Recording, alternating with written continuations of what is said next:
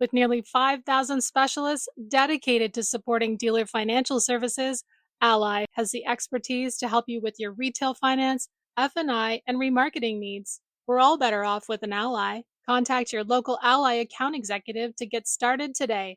Ally, do it right.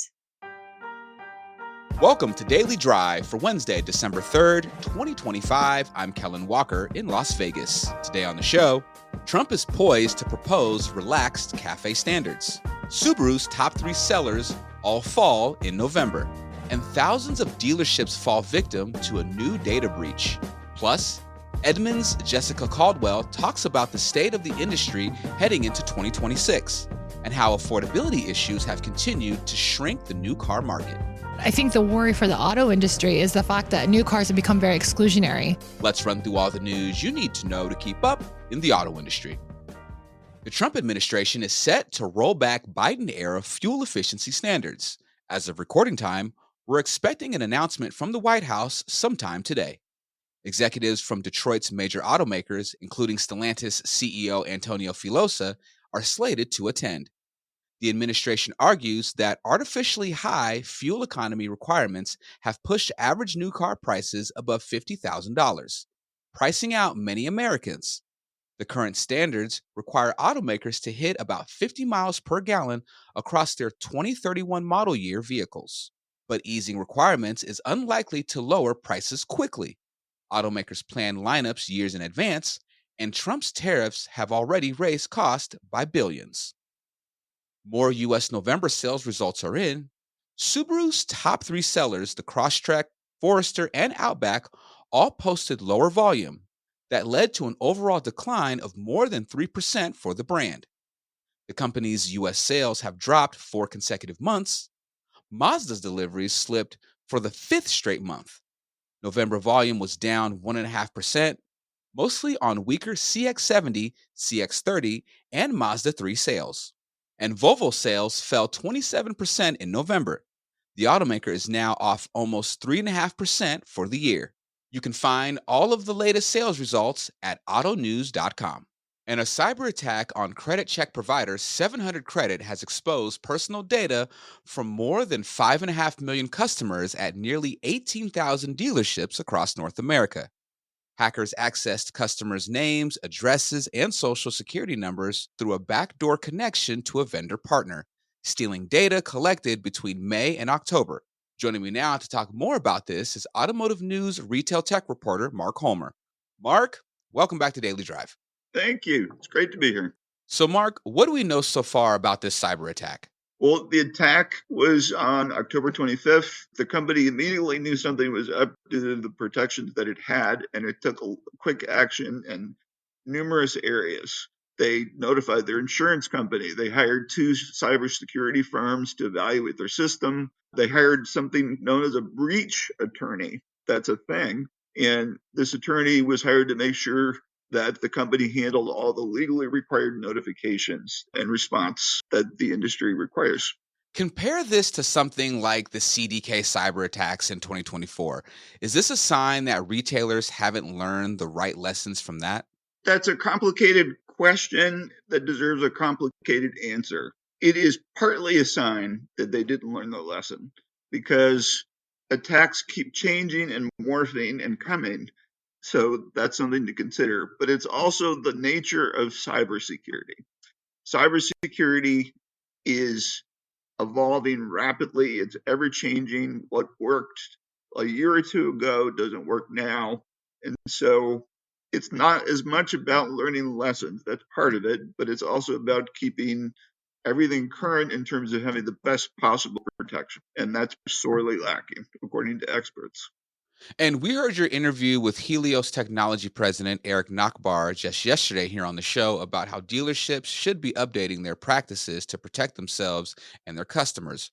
What are you hearing from all of your sources about what retailers need to improve? It's a question of moving away from protections that worked 5 years ago. It's adding multi-factor authentication. Even now, not everybody uses it. It's using AI-driven solutions to combat AI-driven cyber attacks. It's It's staying current. It's using outside consultants. It's treating this as an aggressive infection, basically, that you can stabilize but won't entirely go away. Perfect. Mark, thank you so much for joining me. You're welcome. My pleasure. And those are today's headlines. You can find more details on all those stories at autonews.com.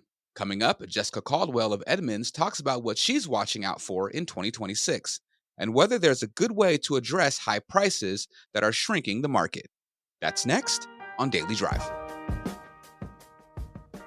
For over 100 years, Ally has helped dealers like you serve your customers by providing the best in class products and services you need, and by remaining true to the automotive passion we share. Your dedicated Ally account executive will work hand in hand with you to help you gain efficiencies, increase your product offerings, and work to improve per vehicle revenue. Because we care about your business as much as you do. We're all better off with an Ally. Contact your local Ally account executive to get started today. Ally, do it right. Welcome back to Daily Drive. I'm Kellen Walker. New car MSRPs are pricing out average buyers. The question is whether Americans will decide to downsize their vehicles, move to the used car market, or simply pay more than they can afford.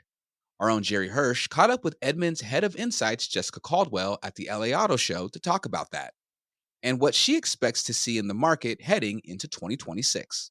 Hi, this is Jerry Hirsch with Automotive News, and we're at the LA Auto Show with Edmunds Head of Insight, Jessica Caldwell.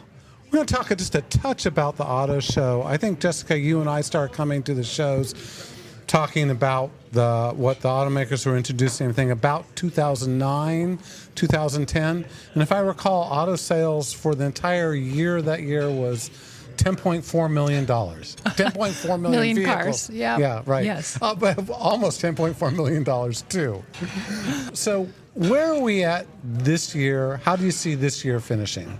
Yeah, I mean, for all of these scary points of this year, I mean, at some point it was auto sales were going to collapse. I don't know if you remember back in March when the tariffs were announced, those headlines saying by the summer car prices are going to go up $5,000, $15,000. I think I saw something that said it was $20,000. And now we know, reflecting back, that didn't happen. Car prices are relatively the same. People are still turning up to buy cars. A lot of folks have delayed their purchases over the past few years for COVID reasons, chip shortage reasons, all those type of things. And the sales rate is pretty strong. I mean, look, we're going to close above 16 million, which is a pretty healthy sales number, and certainly perhaps different than what we thought maybe mid-year. What do you see for 2026? I mean, it feels like it's going to be more of the same, right? Unless there's anything major that happens. I mean, we're starting to see, or we could start to see, a little bit more creep up in price as tariffs start to take a hold. Because, I mean, for the most part, automakers have really absorbed a lot of the cost for tariffs. And they're not every vehicle either, so that helps too. When you say tariffs, you think it's across every vehicle line, and that's just not the case.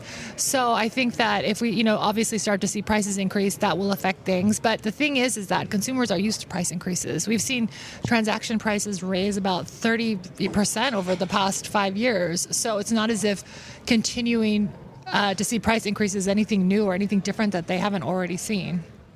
Won't that start to cut into the market? Because every $1,000 more the average transaction price rises, cuts people out based upon creditworthiness or just the amount of budget they have, the amount of cash they have. Yeah, and I think it's a good point, because that's something that we have seen. Because if we look back at how cars have changed, everything now is bigger, more technology, more features. So even though car prices have gone up, it's like the quality of vehicles have gotten better. There's more bang for your buck. It's not like a gallon of milk that's gone up and you're basically getting a gallon of milk still. So I think that's good. But I think the worry for the auto industry is the fact that new cars have become very exclusionary. If you look at the income levels of the new car buyer, they're much higher than they were before. A lot of people are earning, over $200,000 to buy a car. And it makes sense when you look at average transaction prices being near $50,000. You have to have a good income to buy a new car. So I think we may start to see a shift towards perhaps more affordable vehicles, not subcompact cars, because Americans don't like those, but perhaps maybe, smaller, more well-executed crossovers, or, something that becomes a little bit more inclusionary to the market. I'm looking at the product mix that we see for 2026. And one of the things I've noticed about American consumers when they purchase cars is that they typically go for the biggest use case. So they go for a three-row SUV when they maybe have one child at home because they want to drive other people's kids around. Right. Or they go for a Bronco with a lot of off-road capability, and they take it to the shopping mall. So are these high prices, these high transaction prices, and the burden it puts on your monthly budget, will people start to right-size their vehicles to their drive cycle, what they actually need most of the time, rather than what they think they might need on occasion? Yeah, that's a tough one because I think that's how Americans shop, right? Like even like EVs, it's like, well, I can't get an EV because I'm going to drive across the United States. And that seems like a hassle. It's like you're never actually going to drive across the United States. You just think in your mind that you're going to, or carrying 15 kids in your car. That just doesn't happen. But that's how people buy cars. And I think it's also hard for people to downsize when they've already gotten used to a certain size of vehicle, just like luxury. Once people go luxury, they're not necessarily willing to go back out of luxury market.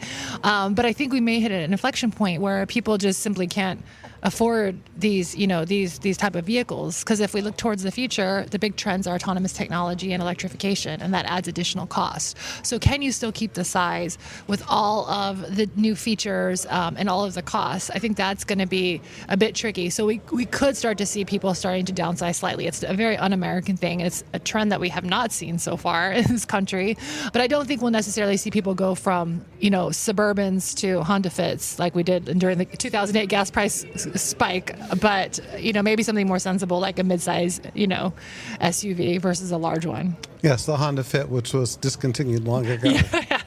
I just remember in 2008, you just saw so many trade-ins of large SUVs to cars like the Honda Fit, the Toyota Prius, and they were so unhappy afterwards because they went from this massive car to a tiny car because, gas prices were supposed to stay at $5 a gallon indefinitely at that point. And the buyer's remorse was just off the charts. And negative equity rose, too, as a result of that. It's interesting. The auto industry has been characterized by doctrine that turns out not to be true. In other words, we were going to go to peak oil, and then there was fracking, and we found all this oil. That oil prices were going to rise inexorably forever, and yet they've kind of modified. And if you look at an inflation-adjusted price for a gallon of gas across the country, it works out to like 35 or 40 cents a gallon in the 1970s. It's just not, in terms of a family budget, it's not any bigger bite than it was decades ago. It'll be interesting to see where this heads. So let's talk about another thing there's been a lot of hype about, which you referenced, which is AVs and robotaxis. We're seeing Waymo now, just recently says it's going to operate on freeways in the San Francisco Bay Area, and it's going to start to connect airports, more routes to airports, which is where there's a real demand for taxis and ride-hailing services. Zoox is starting to roll out service in various cities. Of course, we're all waiting for Tesla, which we've been waiting for Tesla for a long time, but perhaps it will happen where they will expand their service, take the humans out of the cars. Do you think that 2026 might be an inflection point for robotaxis and autonomous vehicles? And do you think that in urban areas, places like Los Angeles, San Francisco, Austin, perhaps Las Vegas, that people will start to learn to use those and rely on those and maybe cut back on the number of household vehicles? Potentially. I think a lot has to do with income. Because I think for folks that are in higher income brackets, the thought of sharing a vehicle or ride share just doesn't sound appealing. You want your own vehicle with your stuff. You don't want to be in a shared type of a situation, maybe once in a blue moon, but not indefinitely. So I think it's going to come down a lot to that. And just general comfort, I think, as well. It is funny how you see the reaction, especially here in Los Angeles, when they first rolled out Waymo. It was like a little bit of a freak out, like there's no one in that car. And now I feel like people have accepted it a lot faster than I thought that they would. And now it just seems like, oh yeah, there it is, like no big deal. And I feel like that is a willingness for these technologies to happen, to make an impact. I don't know if 2026 will be an inflection year for this. It feels like it still may be early, and it feels like it's kind of folded into so much other I hate to use the word drama, but sort of drama in the auto industry that it feels like which was once such a hot topic for us, it almost feels like it's taken a bit of a back seat just because there's so many new logistical issues, in relation to, pricing and the new administration and what's happening with EVs and federal tax credits. It just feels like there's a whole host of other things going on, and AV is in line, but maybe not as much in the front as they were a few years ago. So you referenced the federal tax credit for EVs. We all know that sunsetted at the end of September. We saw a huge pull forward in sales in September, and then I'd say a crash or a free fall in October. Let's forget about this year and let's look at 2026. What do you think will happen with EV sales? I think they're still going to struggle. New product is definitely going to help. It feels like we're on the cusp of more affordable EVs, which I think is, of course, a positive thing because that's going to expand the consumer base. But I think what we'll see is people that are just more serious about EVs that actually want to buy them for product reasons, not because they're a great deal, not because you can get one for $279 a month and it's the best deal in the new vehicle market, and you're just going to maybe live with it and see how it goes for you for the next few years. So I think the intention will be a bit more serious for these folks. And I think, obviously long term, it's going to be a positive shift for the EV market. Sure, you're going to have to take your medicine now with lower sales, but also when you're leasing such cheap EVs, it comes back to roost a few years later when your residual values are terrible. And right now we're seeing high demand for used EVs. They're selling quicker than internal combustion engine used vehicles because they're cheap.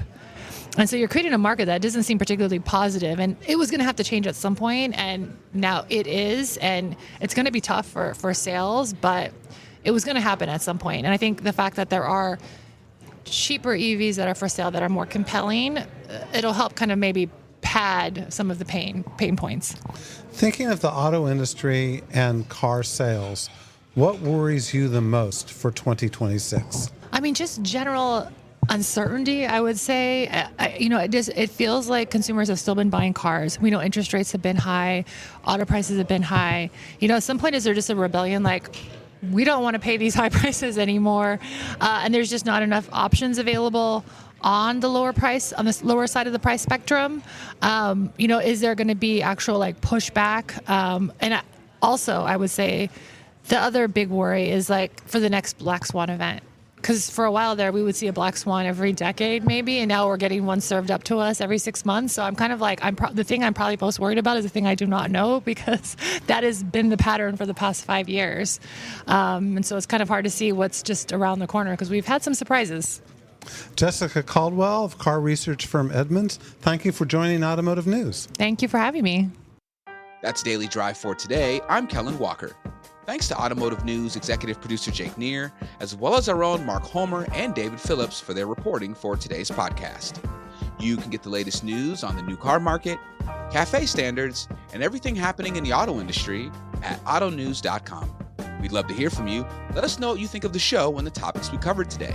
Send us an email at dailydrive@autonews.com or leave us a voicemail at 313-444-2774. And if you enjoy the podcast, remember to leave a review, and subscribe so you never miss an episode.